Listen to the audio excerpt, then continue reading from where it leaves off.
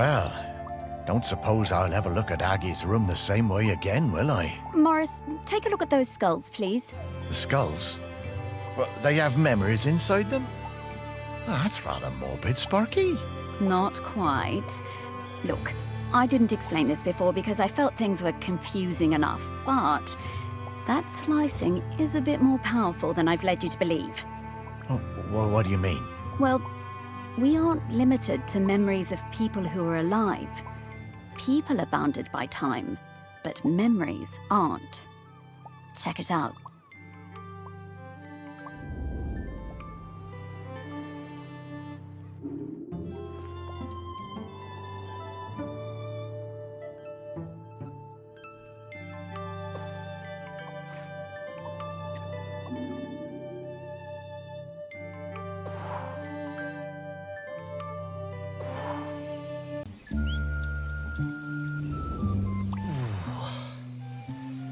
Oh, I didn't think dead stomachs could get queasy, but here we are.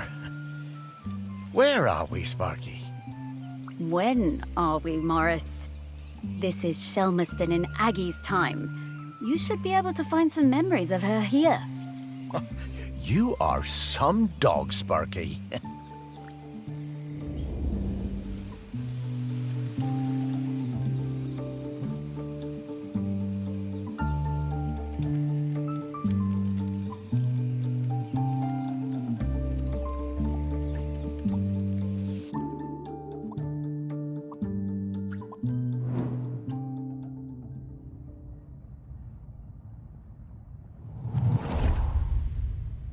It was the worst night in the world when Aggie was born.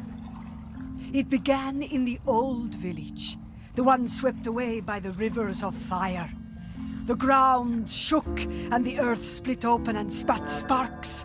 The sun hid and the huts burst into flame as we fled. I thought we would all die, everyone washed in the burning orange death, and Aggie's mother howling with the pain of the child coming. We made it as far as the cliff top by the sea. The mountain was still roaring and roaring. The rock ran in rivers toward the sea. The air smelled of death and poison. But Aggie was perfect. Small and angry, her tiny fists pummeling the air. I used my knife to cut the cord. We chose a spot for the new village closer to the beach. The burning rivers cooled to pumice and black glass. I made sure everyone knew that a life that began in this way would be special. Not everyone believed me, but Aggie proved me right.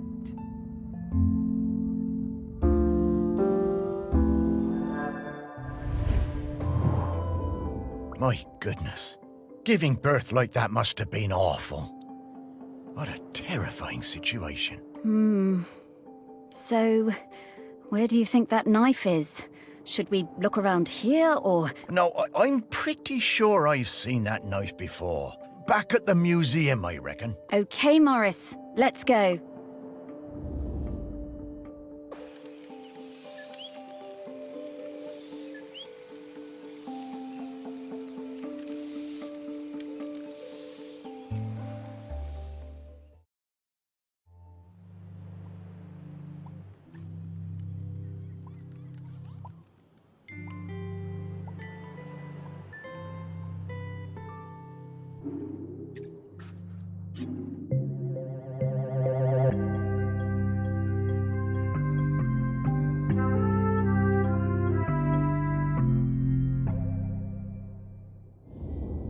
Beautiful.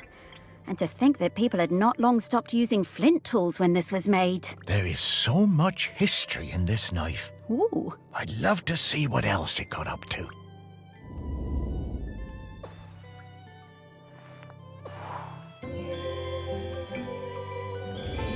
I'm getting the scent of Grenkins again, Morris. Oh.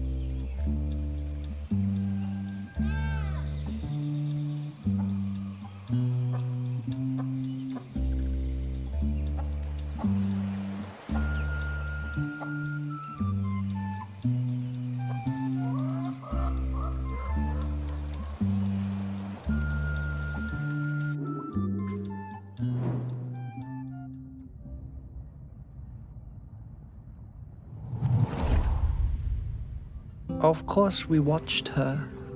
We had heard of her birth and seen her on the shore. Her feet sometimes in the seawater, her body in the sun.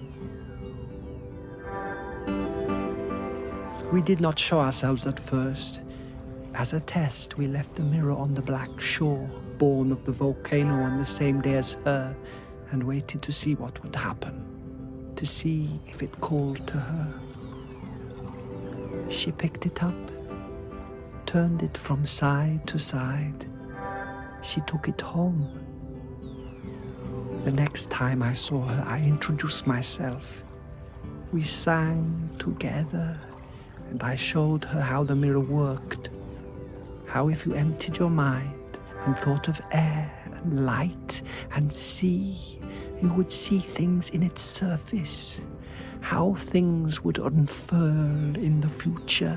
She saw a girl, her own daughter not yet born, as leader of the dry folk. I told Aggie to keep on gazing into that mirror, that one day the island would need something more than a leader.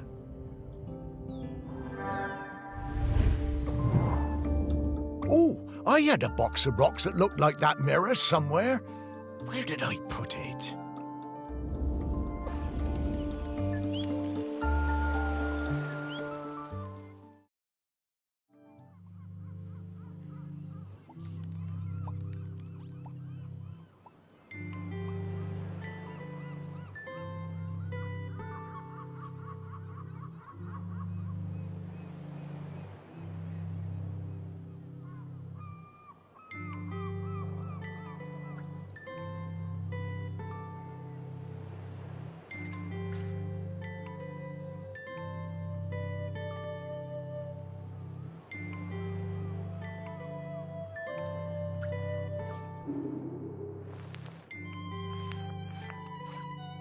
Whoa.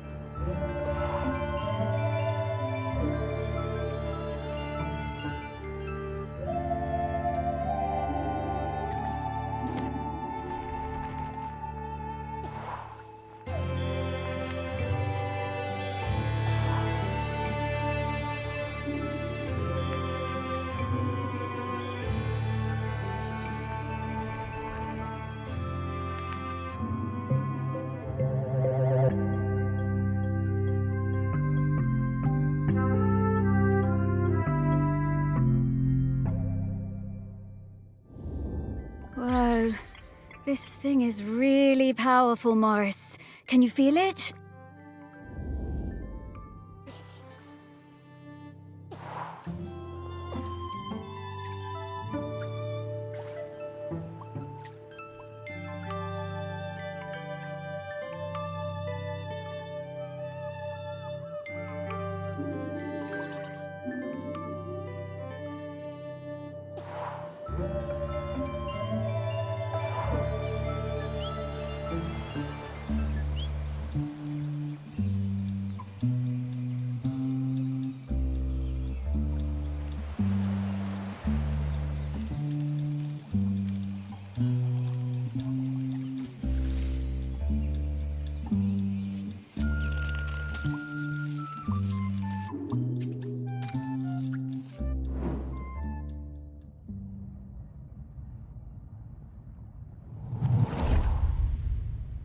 I was always fearless.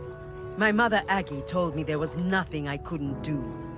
With Otsul and without, I hunted the deer in the woods and the hares on the mountain, all before I had taken my first lover. And younger still, one time Aggie had me knock her tooth out when she was in terrible pain.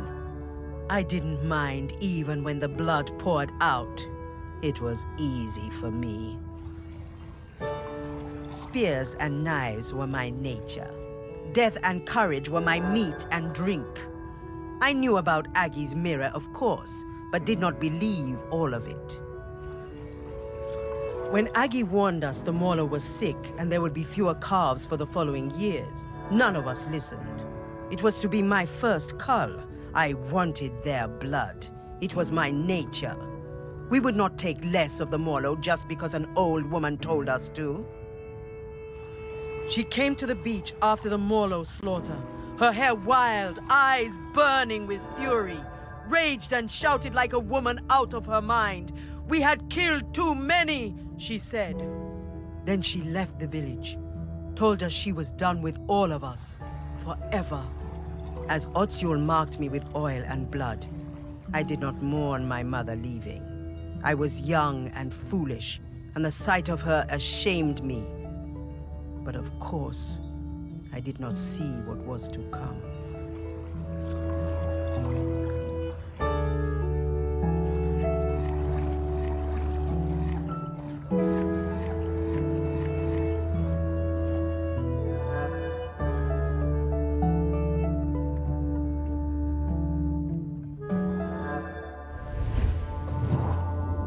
To think that they were still having the same arguments about the Morlo way back in the Bronze Age.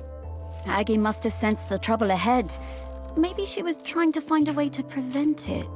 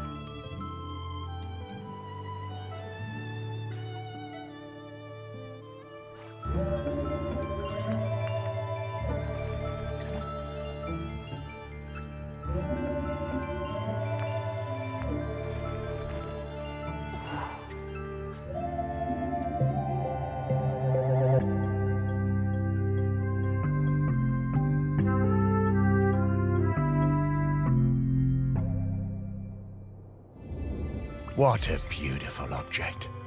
Delighted to have it in our museum.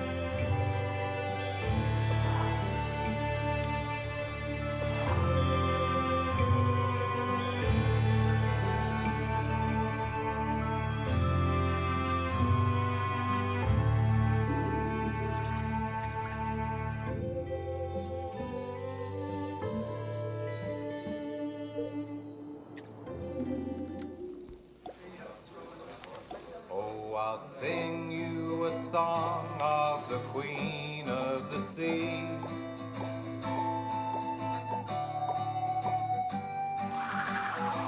Of when I first met her and when she first met me.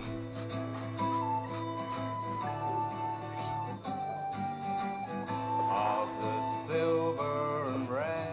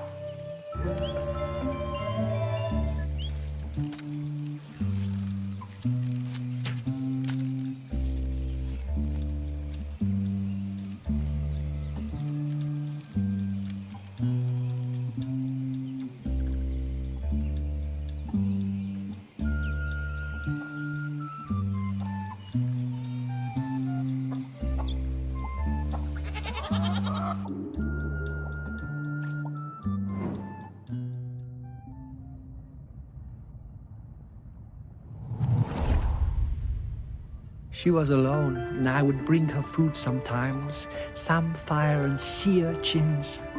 She would make dry food and we would eat it together. Textures unlike any we knew that broke apart in your hands and in your mouth. We would sing together, make tea together. We became her family. The dry folk left her alone. She had a companion for a few seasons, a hind who came down from the mountain and slept at her fire. And then, for a few more, a golden hare that ate from her hand. One night we all felt it, those of us in the water and those above, the island waking, rumbling, alive again, more furious than before. I found Aggie awake, tending her fire, unsleeping, unresting, staring into her mirror. She told me she'd seen the island sinking into orange fire and boiling sea, lost forever above and below. The village and our town in the sea caves, all gone.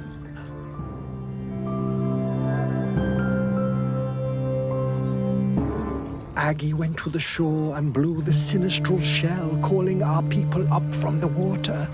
Aggie sang for them the oldest song, and we spoke for some time.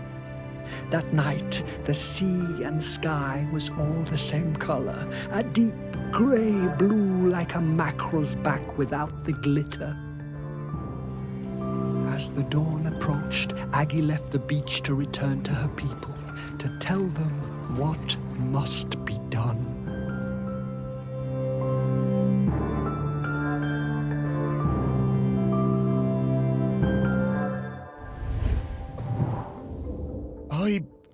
I'm not sure I want to see what happens next. We have to, Morris.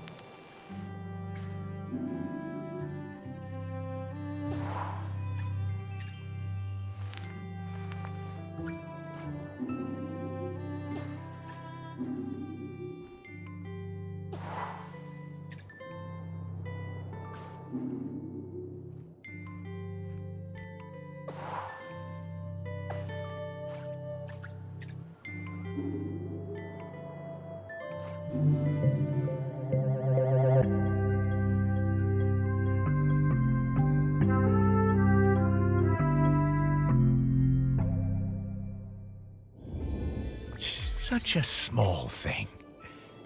But it changed the entire course of our island.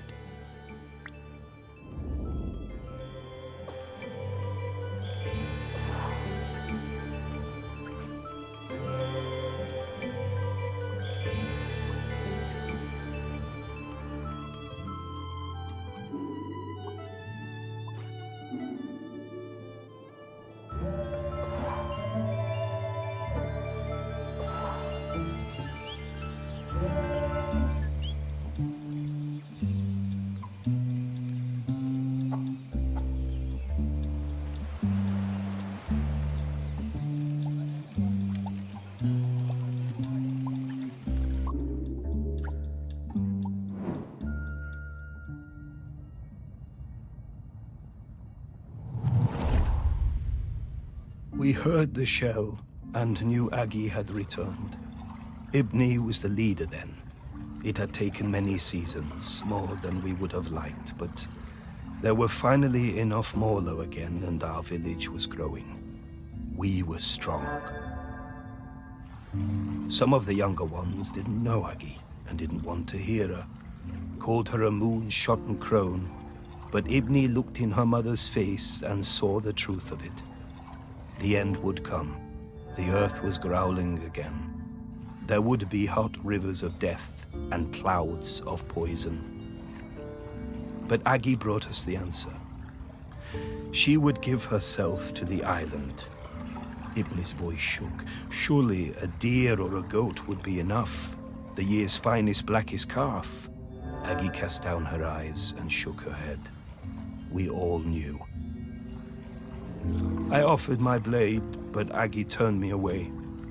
She took her knife that had cut her own cord the night the volcano last erupted and wrapped Ibni's fingers tight around the bone hilt. It must be you, Ibni, she said, and it must be now before the sun comes up. This day, this morning, or we are all gone. The village, the people, the island. Aggie embraced her daughter. Ibni whispered something, but I could not catch the words. Both women's faces shone with tears. Aggie sat on the ceremonial stone, the tears streaming now from all of us. Aggie delivered her final message. She told us her body must not be burned or given to the sea, but lain in the earth of the island beneath the mountain. Ibni was shaking, and then I realized it was not just Ibni. The whole island was trembling under our feet, waking up. Aggie told Ibni to be quick, the end was coming. As Aggie took Ibni's hand and guided the knife to her side, we saw the fish folk rising from the sea, hundreds of them, so many.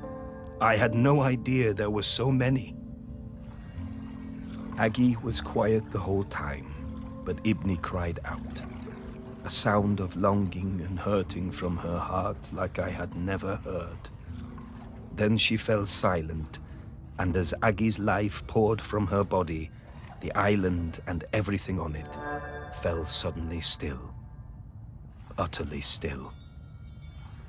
We wept then, in sorrow and relief.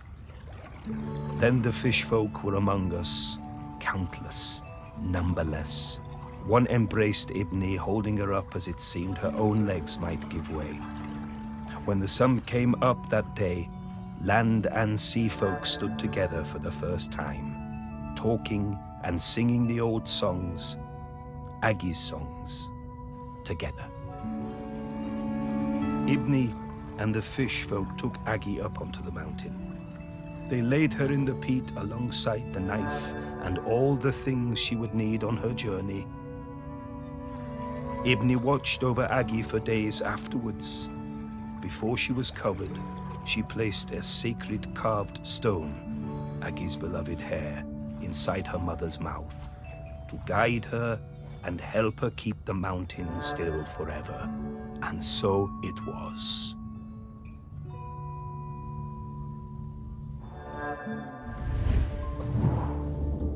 Oh, Aggie.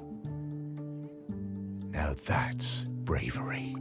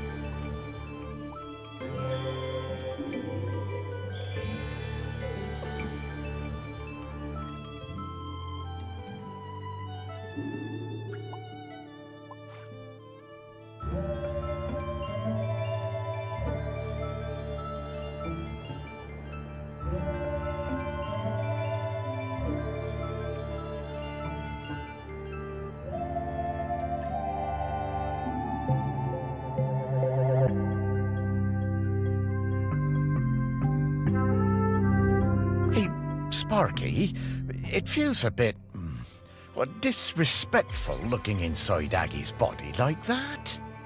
You were the one who dug her up and put her on a plinth, Morris. Yeah, but I... Relax, Morris. This body isn't Aggie anymore. She's long past needing this old thing. Well, all right then.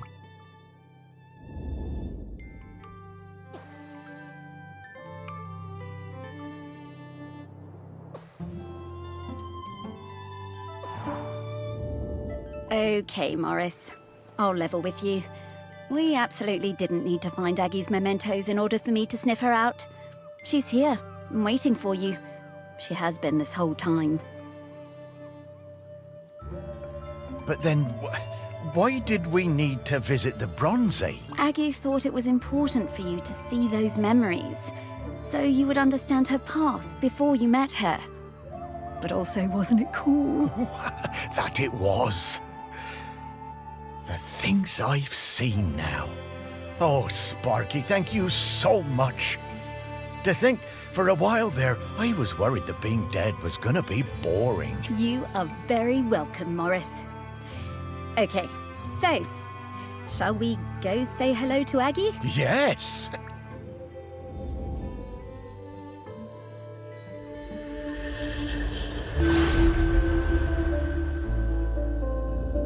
Morris, Sparky, it's so good to see you both. Hey, Aggie. Of course I do. Morris Lupton, one of the best-loved men in the history of Shelmerston, with the very finest dog. Me? Oh, I don't know. Come now. Let's go out of this place, into the air.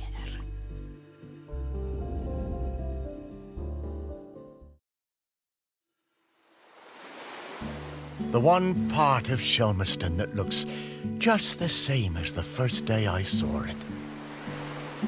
I suppose it always will. I love this beach. It's always been my favourite beach. I'm gonna go run.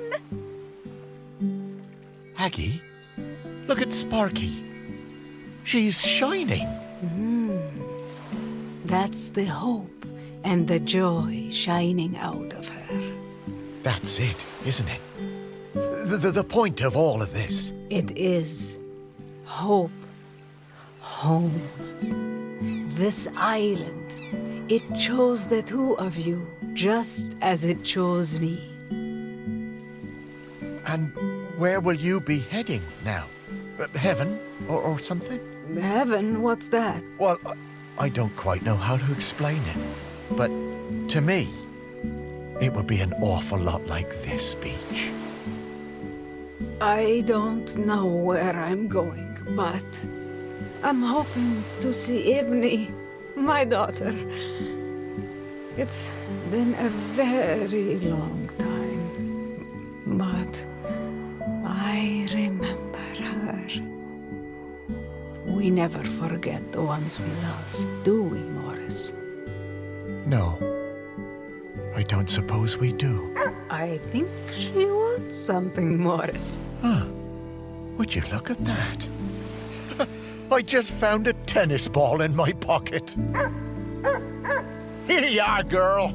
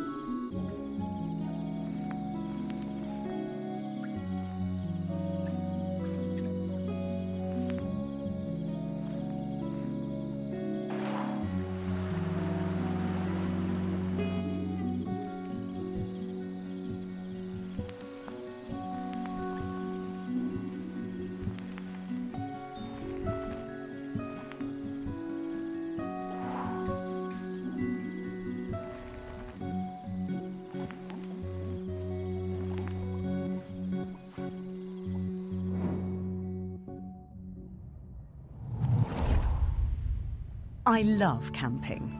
We've come to Shelmerston every summer with the kids for years. Okay, our tent is a bit bright, but that means the kids can always see it.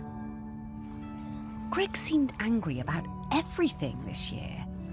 He told us our tent was outside of the regulation colours, and being around the kids seemed to really upset him.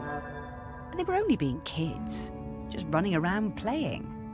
Greg was blowing that bloody whistle every 5 minutes. One day, Greg confiscated my little one's kite. He was terrifying. We still sometimes get nightmares about it. I had to do something. When I saw Greg put the whistle down, I pinched it and took out the pea. You know, the thing that makes the noise. I threw that pea somewhere Greg would never find it. You should have seen his face when he blew his whistle and nothing happened.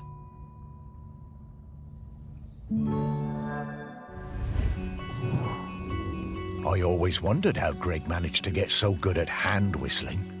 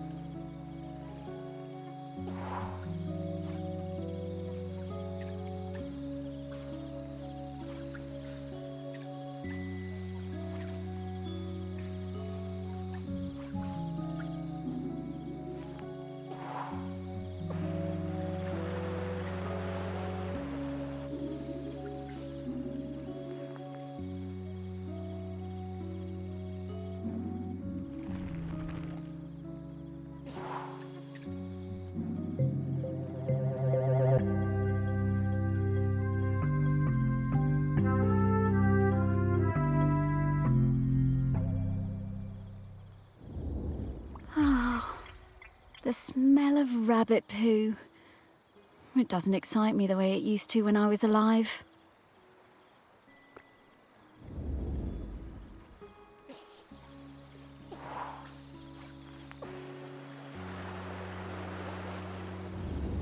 I'm getting the scent of Grenkins again, Morris.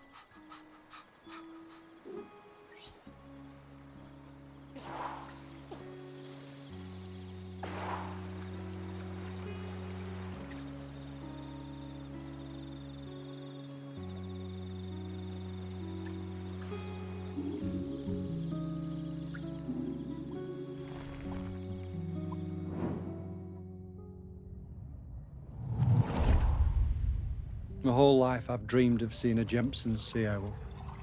One day, I read the news that a guy on this little island called Shelmerston had discovered one. I had to see it. The only B&B on the island booked up really fast, so I decided to stay at the temporary campsite set up by the guy who discovered the sea owl, Greg Litherland. The atmosphere was amazing. There were twitchers from all over the world. Greg had given the owl a name, David Abrahams. A bit weird, but I guess he was the one who found it. And because it had no mate, it was lonely, and he'd made a model female owl out of concrete. That was quite impressive. I got to know Greg a bit during my stay. He really seemed to resent all the noise and fuss on the island. His island, as he thought of it. And the irony was that he was the one who'd got everyone excited about coming to Shelmerston.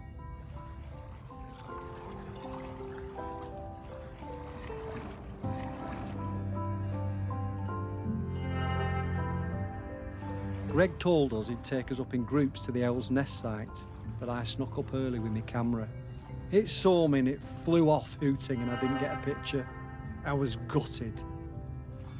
I had to make do with a picture of the model. It wasn't the same.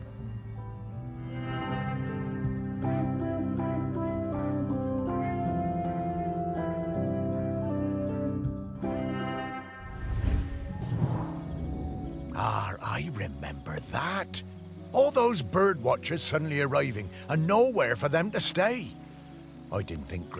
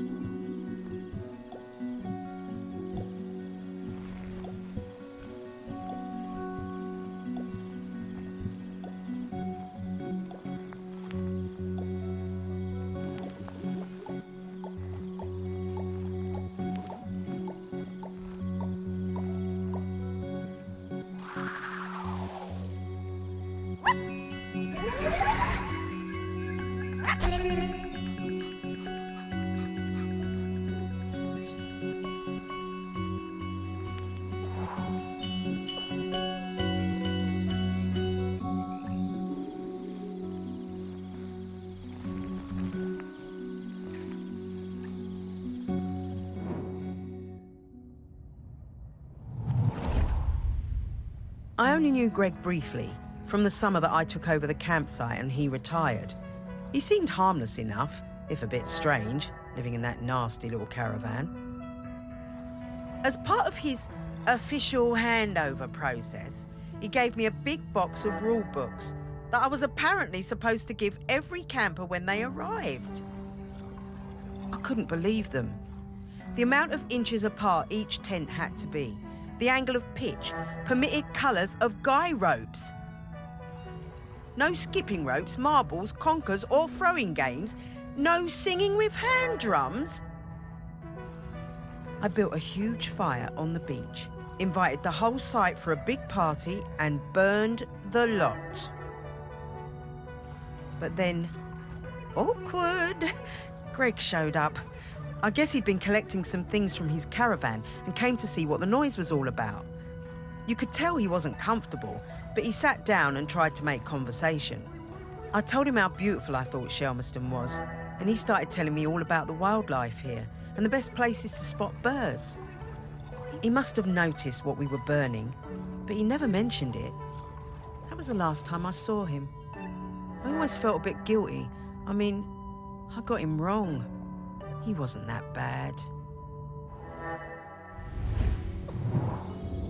Well, it's a good thing she kept one of them. It must be around.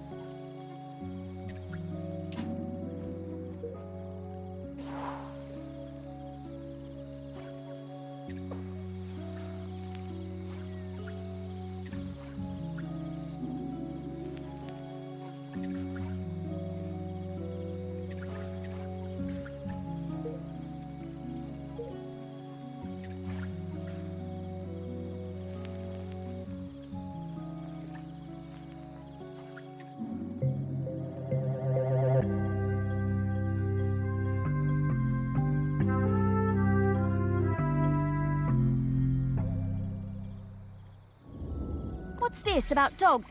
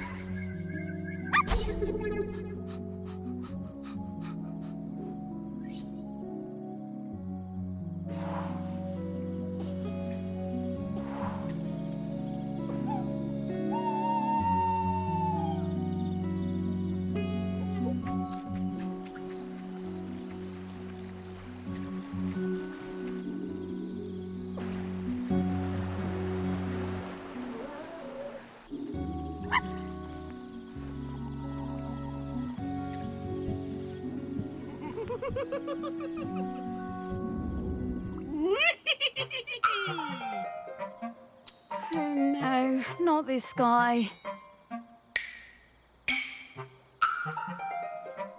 Hello? Ready for some fun? Oh, hello. I'm Mr. Whitstable. Welcome to Mr. Whitstable's riddle game. Morris, we don't have time for this. Let's get back to work. Mr. Whitstable just wants you to enjoy yourself, solve my riddles, and achieve true happiness. Well, these do seem kind of fun. Whatever, Morris. Oh, Sparky. Okay, Mr. Whitstable, what do I have? Hooray! Just select one of my fiendish riddles, then go off and find the object it's referring to. Easy. Well, actually, they're really hard. Ha! Oh, we got this.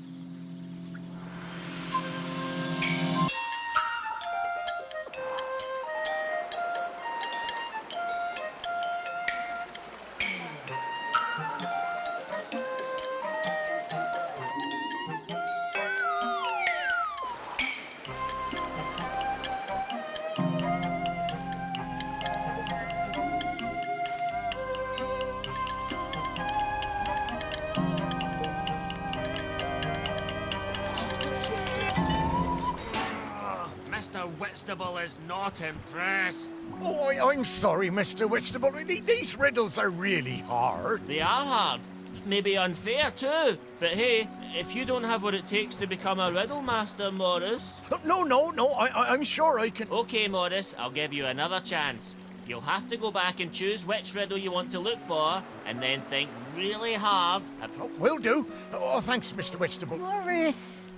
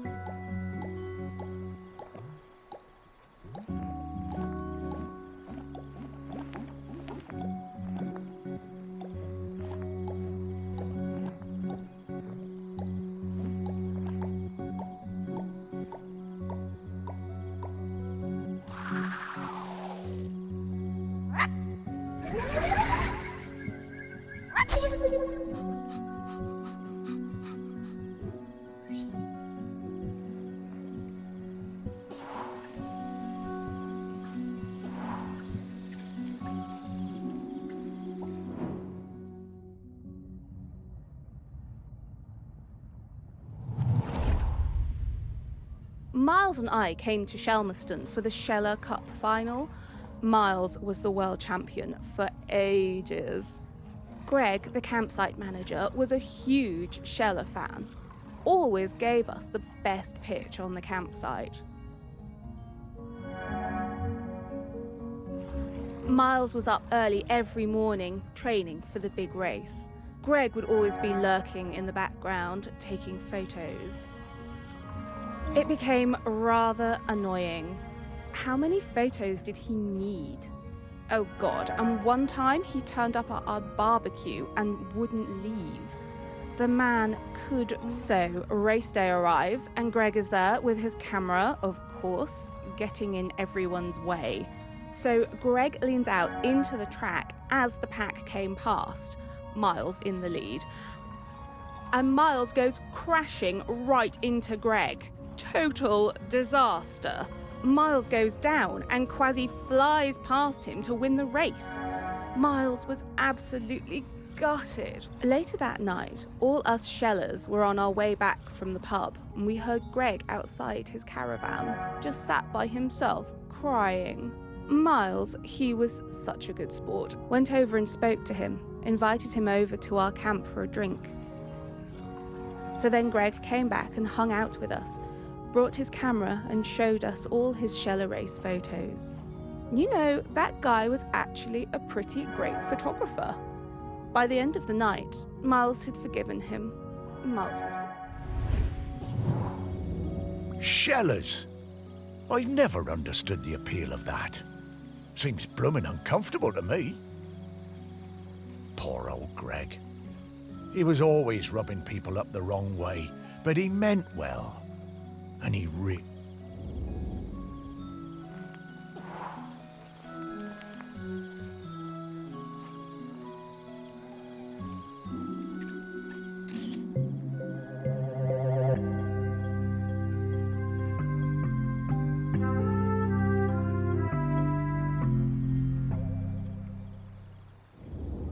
Oh, I wish we could use this!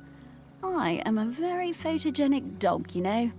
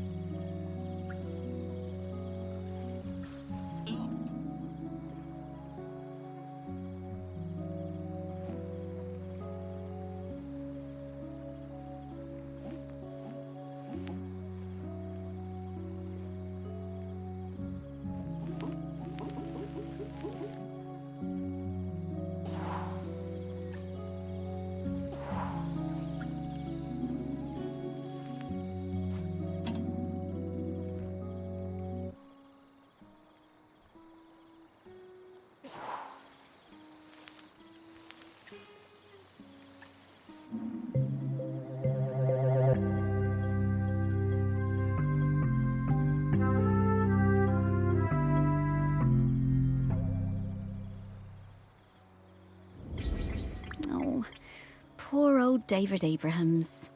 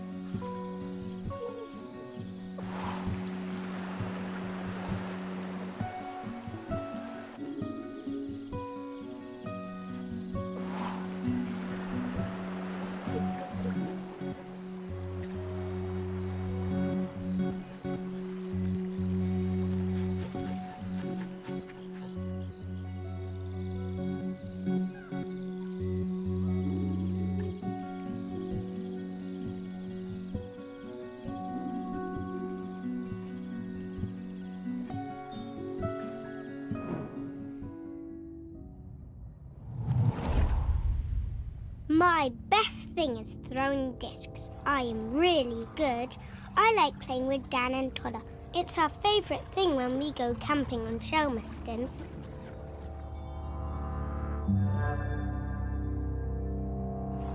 One time, Greg Nifflin came up the beach, all red-faced like an angry tomato. He pointed at a sign. It said, "No throwing games." He told me to give him my disc, but I wouldn't. I threw it high up into the air. And it went bang into a massive bird. Then the bird fell into the sea. I felt so awful. I never meant to hurt the bird. The whole thing was terrible. Mr. Litherland was screaming. He waded into the sea, picked up that bird, and carried it back to the beach. He was crying and crying. I'm sorry, Mr. Litherland.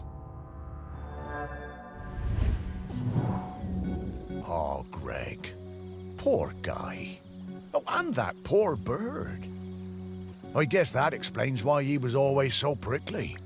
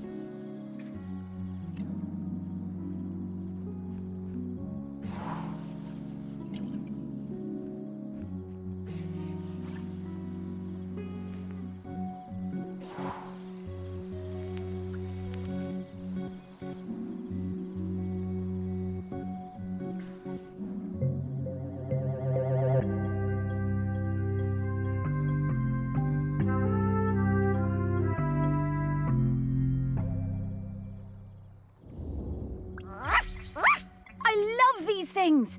Reminds me of our walks on the beach.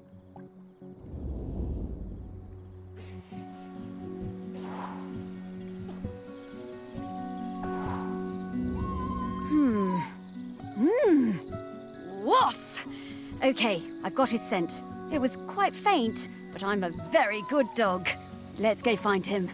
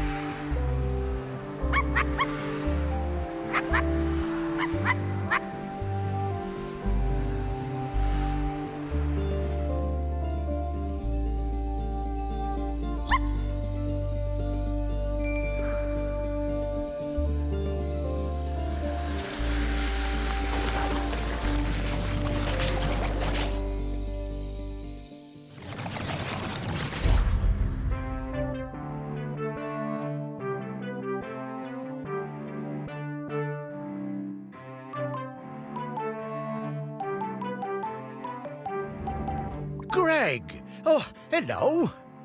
Morris, what are you doing here? Oh, hello there, pup. Hi, Greg.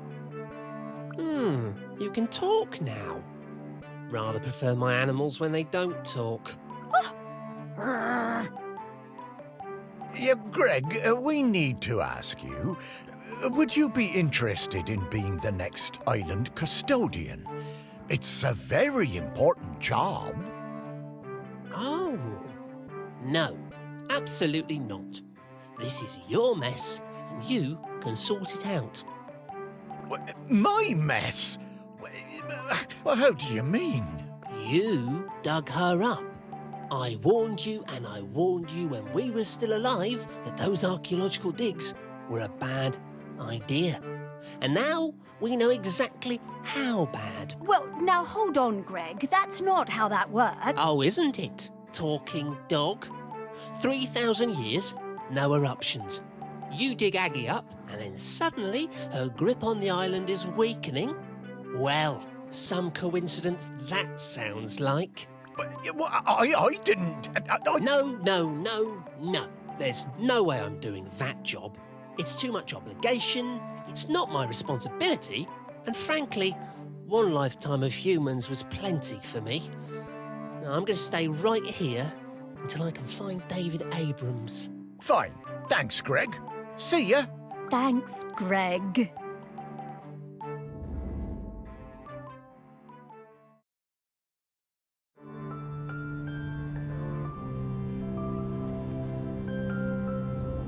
It's not looking good, is it, old girl?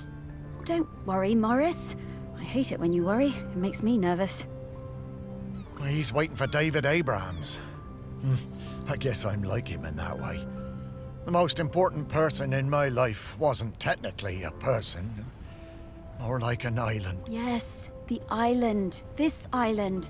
A whole island's worth of people and stories. Not like Gregor. Really? Well, loved me, perhaps, past tense. No, they still do. And there's one more person who loves you we need to talk to. Our last prospect. I just know we're getting close now. Hey, Sparky, how do you know all this stuff? I mean, you're just my dog, aren't you? Well, nobody is just anything, Morris. I'm mostly the dog you raised, but I'm also kind of a messenger, a scout, part of something bigger. Aggie sent me to help guide you. Aggie sent you? No time to explain, Morris. We have to get to the last... Well, however it came to be, I'm glad I get to spend more time with you, old friend. So am I, Morris. Now, off to see Samphire down at the harbour. Ah, Sam. Yeah, lead the way, girl.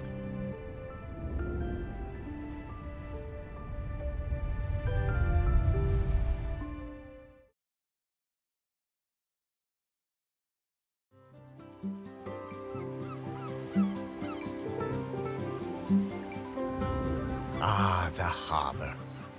I always loved watching the boats come in and out. Never did get around to expanding the fishing exhibit, did I? You remember coming down here with me? I'd have liked it better if you'd have let me swim. I love your confidence, Sparky. But you always thought yourself a bigger dog than you actually were. Oh. Lots more boats than there used to be, though. Certainly are. Shelmerston got busy. Though this is busier than even I remember. Say, how long have we been doing this, sir? Oh, I don't know, Morris. Once you're dead, time seems to be a bit less important. Does it? Oh, I don't know. I suppose it seems a bit galling that time and everything else keeps moving even though I've stopped. Oh, you're not unimportant, Morris. You're saving the island. And to do that, we better go find some people who remember Samphire. Yes. Yes, Sam surely understands the feeling of watching everything change. Fishfolk live for, what, 200 years? That's no small amount of change. Not volcano change, though, Morris. And that's what we need to avoid. Off we go!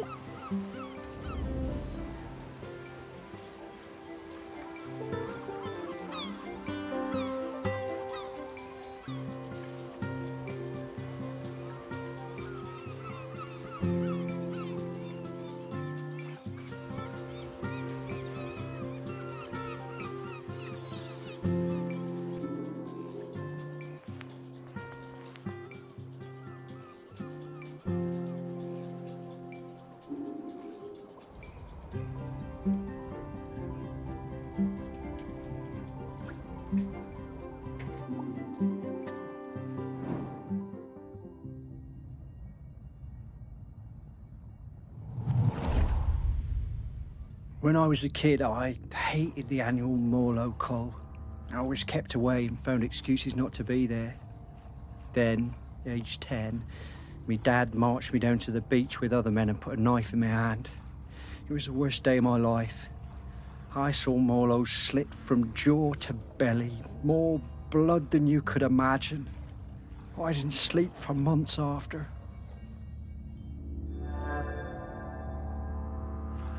But you grow up, don't you? I never felt it right that we was killing Morlows, but what could I do about it? I was just a fisherman. One day I see Samfire, the new harbour officer, handing out leaflets on the quayside. Stop that, Col. I went along to that first meeting at the campsite. Greg Litherland was one of the other organisers. It was beautiful. So much hope around that campfire. When I spoke about the pain of the Morlow, it really felt like the young uns were listening. Me, Sam and Greg held regular events to raise funds for badges and patches. I was proud to wear mine on me best Gansey. There was quite a rift between us and the old guard. They felt the ban was an attack on our ways. Sam and me took a load of the fishermen out for a beer, and Sam made them listen. They really respected Sam. We got most of them on our side that way. By 87, we finally felt like we had enough support to push for change. So the week before the Morlow showed up, we organised a mass dying on the beach. There were loads of us lying down on that sand. Islanders, fishermen, fish folk all together. And the press showed up, and the mainland TV, and for the first time in 500 years, we stopped that cull.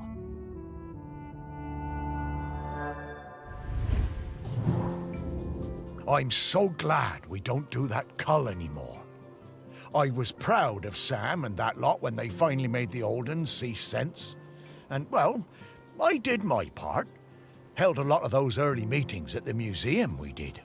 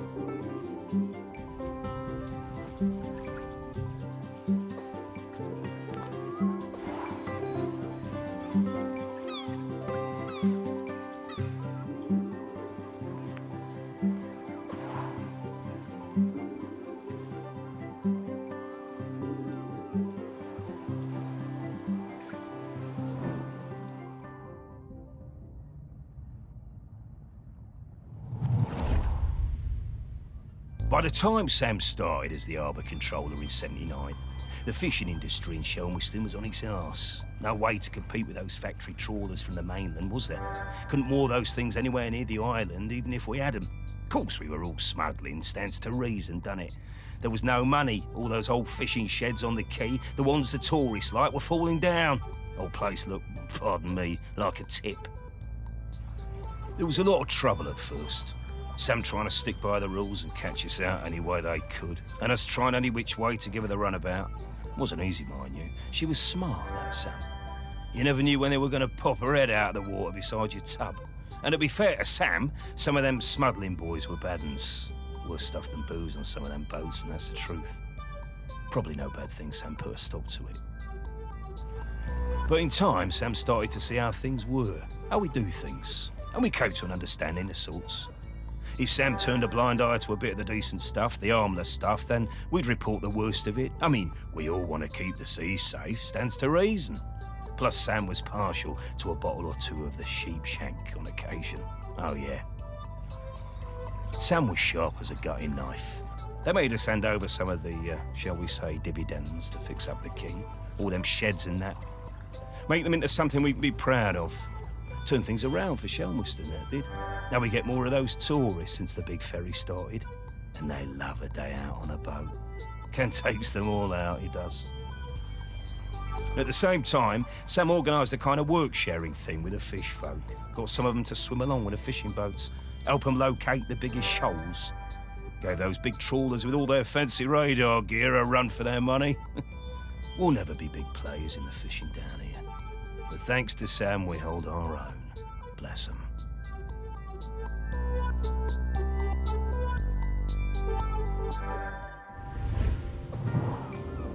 I reckon I still have a bottle or two of sheep shank stashed away at the museum. Don't suppose anyone will ever drink them now.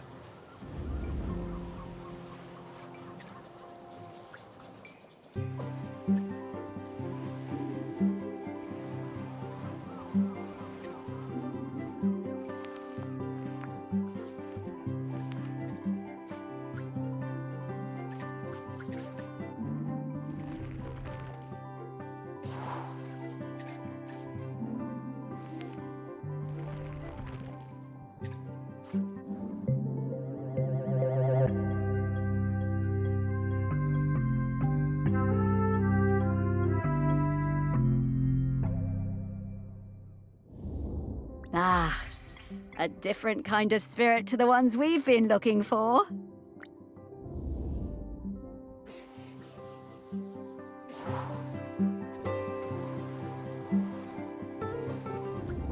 I'm getting the scent of...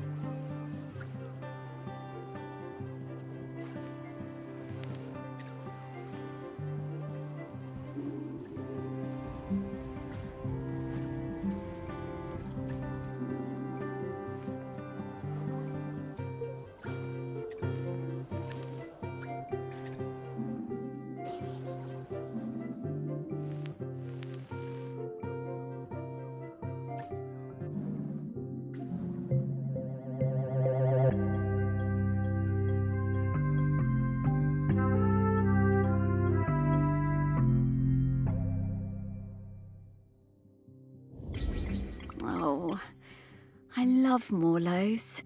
Such gentle creatures.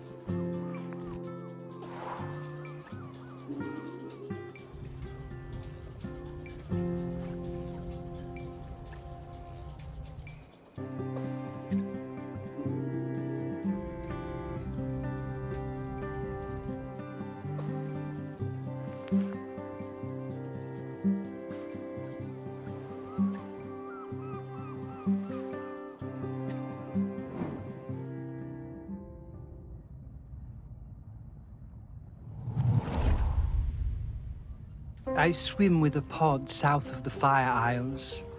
I believe the Drysiders call the larger one Shelmerston. It's where the ceremony happens for the Drysider who stopped the world from cracking. That's where I first heard talk of toast and where I met the friend called Samfire. I did not believe it at first. A food which snaps so dry. Then one morning at sunup, I followed the ship and caught a blackened slice as it arced into the water. This was the start of my lifelong love of toast. I saw Samfire on the dry side and came up out of the sea to ask them for toast. They asked me to put on some pants. But I refuse to denigrate myself with dry-side fabric. No matter, I had brought some shiny coins with me that I found on the seabed and secreted in my swimming folds. Sam took me to their parents' toast shack, but they refused to serve me without clothes. They also told me that my shiny coins were unsuitable, too old. So Sam lent me some trousers, and I swept the toast shack in return for crispy slices. Sam taught me some of the ways of the Drysiders, but to be honest, I'm only interested in the toast. I never wanted to eat anything else. Sam understood this. I spend my nights swimming through the black waters of the deepest ocean trenches. By day, I come up onto quayside and fill up on the finest crusted seedy bloomer, almost black, no butter.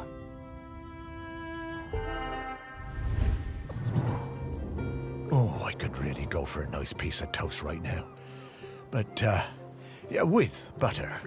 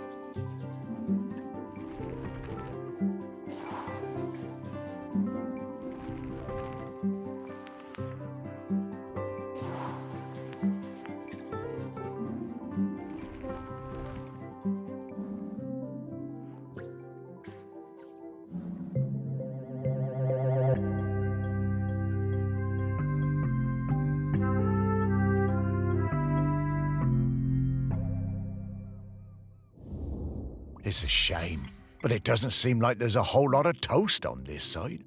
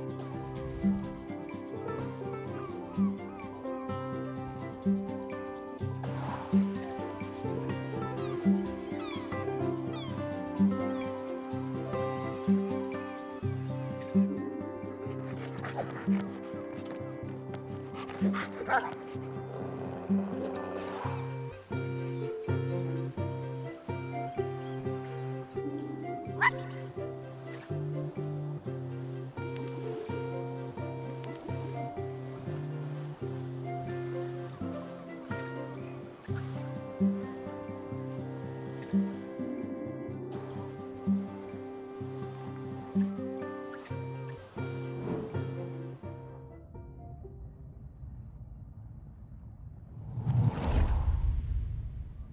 was the 6th summer after I spawned that I went to my first Aggie's Day ceremony. You know, Aggie, the dry cider who saved the world from cracking in two. We don't go on land until we're 6 years old. It's all swimming, wafting around. Standing up is hard at first, the weight distribution. Anyway, I went up dry side for the ceremony, and that was where I first met Sam. It was so loud and hot out there, all that shell blowing. I was bored, and my body felt dry and heavy. I was too young, really. There were souvenir stalls selling bracelets with little stones of polished lava. I wanted one so bad I would not shut up about it. Sam saw I was fed up. They took me up the beach, away to the dunes, and Sam gave me a little polished stone of my own to play with. Had a heart of gold, they did. It wasn't until years later that I found out it was a tiny replica. We became good friends. Sam helped a lot. They were always on my side. My pod, we were quite traditional, didn't like us working with the dry siders, but Sam talked me into going for the job as a diver on the new harbor. If it wasn't for them, I don't think I'd have tried. That stone was my lucky charm. I took it with me when I went for the interview, and I took it down with me when I went on my first dive. I had a pocket made specially in my tool belt.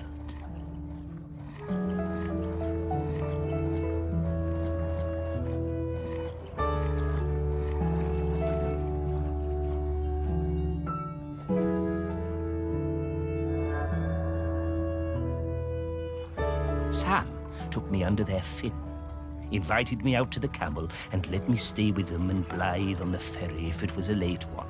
And there were plenty of late ones. Karaoke nights are still my favorites. Every time I feel that lucky stone in my pocket, I think of Sam.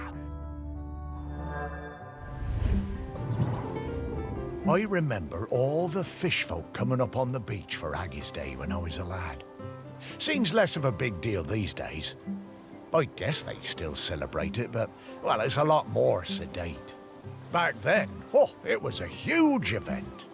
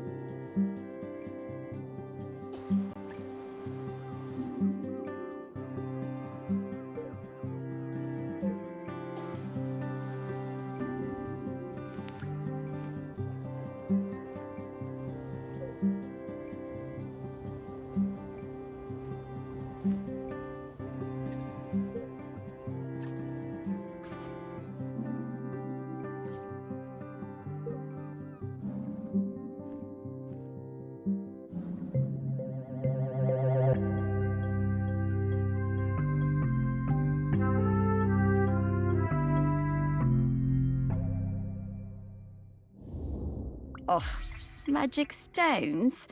I knew humans were superstitious, but I thought the fish folk would be a bit more savvy.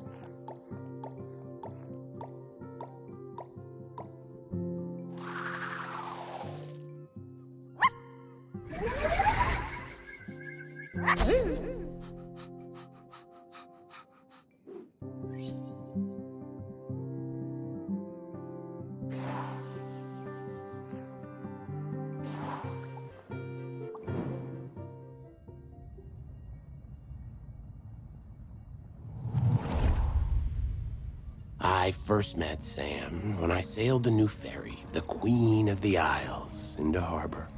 Of course, I'd heard of the fish folk, but I'd never met one. Sam was an amazing pilot. Knew the waters better than any boatman. It was strange, steering a course for someone actually in the water, but we never went wrong with Sam to guide us in. Next time I was in Chelmerston, we went for a drink at the Camel. I'm more into bats than beer, but Sam was intriguing, and the atmosphere in there was great, like a warm nest. Great band, too. Awesome sousaphone player.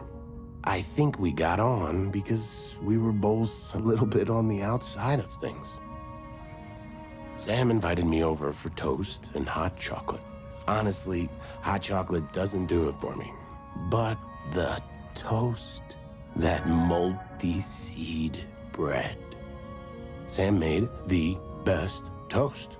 I told Sam that next to a good cuttlefish bone, that it was my favorite snack. I stayed over. In the morning, we went for a walk along the beach. And just as the sun was rising, I took them flying on my back. We went up and looked down over the islands. Sam wasn't scared at all. They said it was like swimming through the air. It was on the next trip to Chelmerston. We just sighted land when Sam's head popped out of the water right beside my berth and passed me a fresh cuttlefish bone, carved especially for me. When we moved in together, it was the best day of my whole life. I put that cuttlefish bone on my bedside table within beak reach. I still look at it every day, every single day.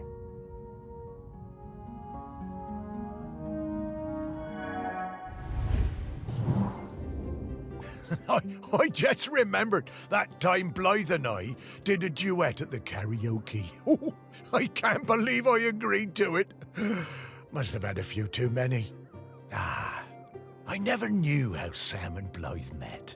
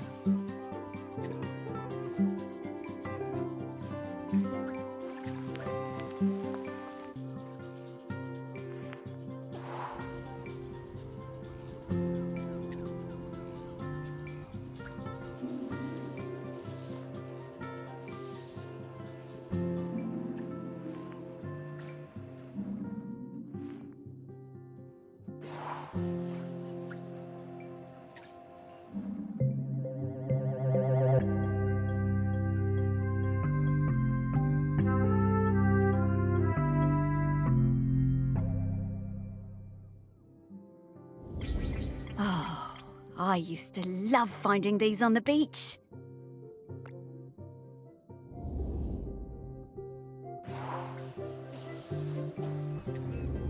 Oof.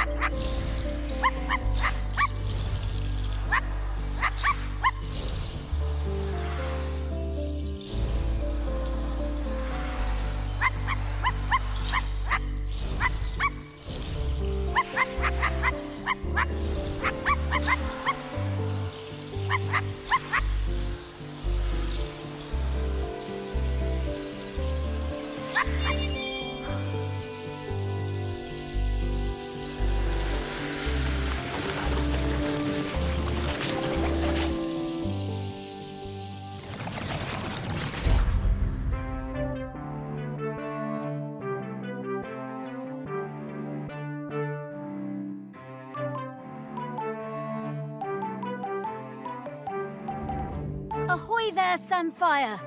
Morris and Sparky! Oh, lovely to see you both. What can I do for you two? Well, we wanted to ask you something. It's about Aggie. She doesn't have long left now, does she? Poor thing. No, not long at all.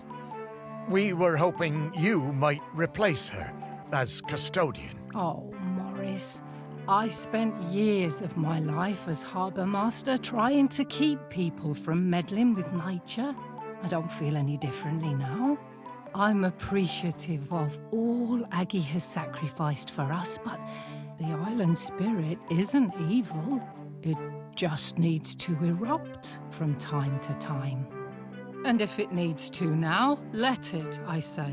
Let nature do what it must. As the fish folk say, the tides will tell. Yeah, Sam, I hear that. I really do. No! No, Morris. We can't just give up. Now, we'll talk about this in a bit, Sparky. Sam, it's always good to see you. Will you be around later? I think I will. A volcanic eruption is a rare and beautiful thing. I think I'd like to see it.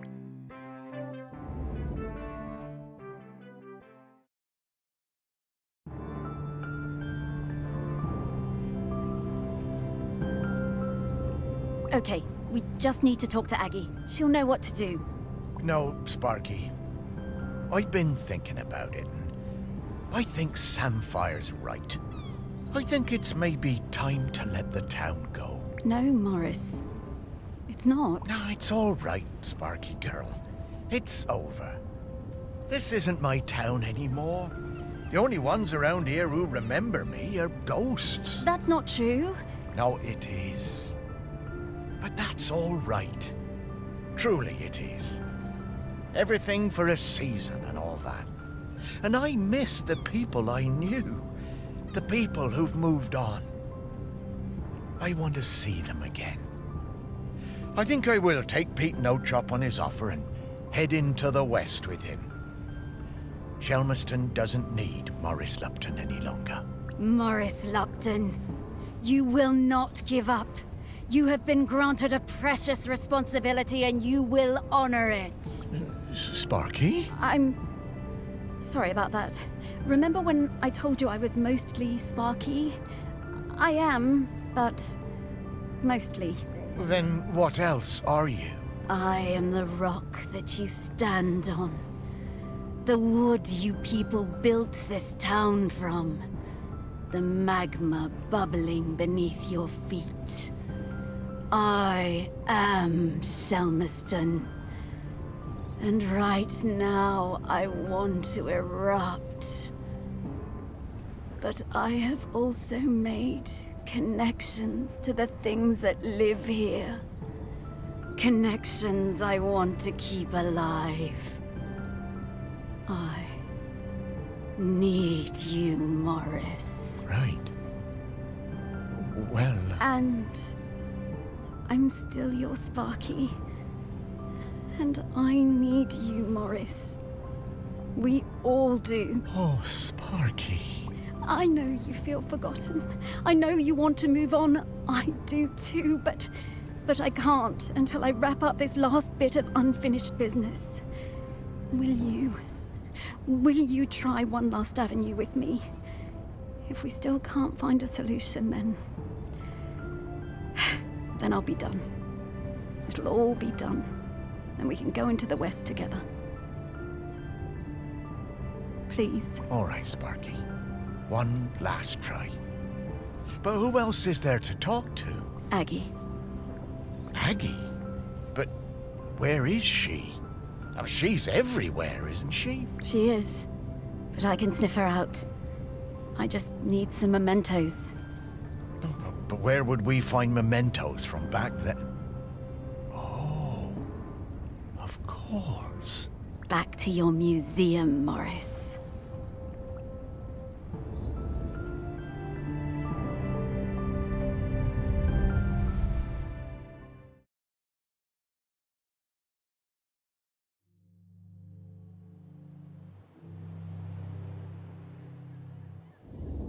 Ah, well, it's reopened.